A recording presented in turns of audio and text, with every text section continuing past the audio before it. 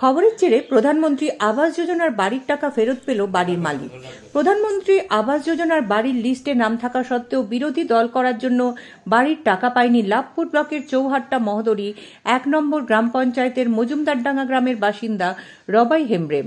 2018-19 সালে প্রধানমন্ত্রী আবাস যোজনা তালিকায় নাম আছে রবাই হেমব্রেমের, কিন্তু আশ্চর্যজনকভাবে তিনি প্রধানমন্ত্রী আবাস যোজনার সরকারি ওয়েবসাইটে দেখতে পান যে তার বাড়ির টাকা তিনি পেয়ে গেছেন এবং বাড়ি কমপ্লিট হয়ে গেছে। আর তখনই তার চোখ কপালে ওঠে। এই নিয়ে লাভপুর ব্লক প্রশাসনের কাছে বারবার অভিযোগ জানিয়েও কোনো সুরাহা মেলেনি।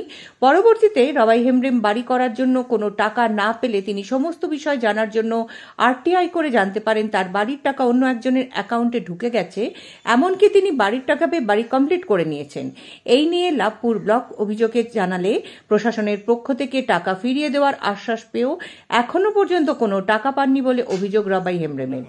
এরপর সেই খবর সম্প্রচারিত হলে নজরে আসে প্রশাসনের। খবর সম্প্রচার হতেই কয়েক ঘন্টা পর ব্লক প্রশাসনের তরফে রবাই হেমব্রেমের কাছে ফোন যায়। বলা হয় তার সমস্ত কাগজপত্র নিয়ে এসে ব্লক অফিসে দেখা করতে। এরপর ব্লক প্রশাসন সমস্ত বিষয় খতিয়ে দেখে প্রধানমন্ত্রী আবাস যোজনা বাড়ি করার জন্য প্রথম কিস্তির 60,000 টাকা ব্লক প্রশাসনের তরফে প্রাপ্য বাড়ির মালিকের হাতে 60,000 টাকার চেক তুলে দেন বিডিও শিশুতোষ প্রামাণিক। খবরের জেরে 3 বছর পর ঘরের টাকা ফেরত পেয়ে খুশি ওই আদিবাসী পরিবার। মাধ্যমে আজ যে আমার টাকাটা পাচ্ছিলাম না, সেটার জন্য আমি এসেছিলাম এবং বিডিও সাহেব আমাকে ডাকে এবং এসে আমি টাকাটা বিডিও সাহেব আজকে আমার হাতে তুলে দিয়েছেন। মানে কিসের টাকা?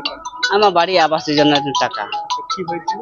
বাড়িটা মানে টাকাটা অন্য অ্যাকাউন্টে ঢুকে গেছিল, সেটা উনি আজকে আমার টাকা রিটার্ন দিলেন বিডিও সাহেব।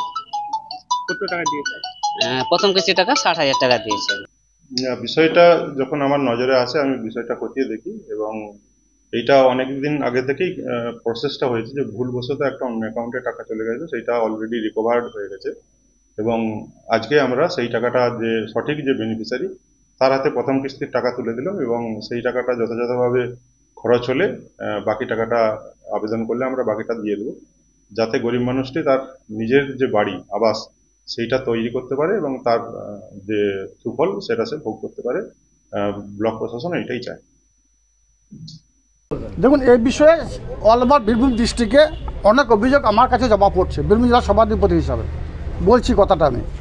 সঙ্গে সঙ্গে সেই অভিযোগটাকে আমরা বিডিও সাহেবকে ফরওয়ার্ড করছি এবং বিডিও সাহেব সেই বিষয়গুলো ইনকোয়ারি করছে। ইনকোয়ারি করার পর যে রিপোর্ট আসছে তার পরিপ্রেক্ষিতে ডিএম সাহেবদের শুরু করে আমরা সিদ্ধান্ত নিচ্ছি। সভাপতি কোথাও যদি কোনো অভিযোগ থাকে তাদের লিখিত আকারে জানাতে বলুন প্রধান সভাধিপতি বীরভূম জেলা পরিষদ, তারপর আমরা বসে আলাপ আলোচনা সাপেক্ষে কীভাবে সেই সমস্যার সমাধান করা যায় আমরা সেটা দেখে নেব। এটা আমাদের মাধ্যমে তাদেরকে জানাতে চাইছি।